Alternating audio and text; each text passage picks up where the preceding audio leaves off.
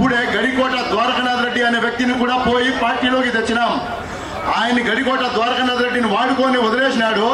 మళ్ళా వచ్చేసి సుగవాసి ప్రసాద్ బాబుని పట్టినాడు. రాయచోట్ల పెద్ద కుటుంబం వాళ్ళది. ఆయన్ని కూడా మింగేసినాడు ఈ రెడ్డి. ఏ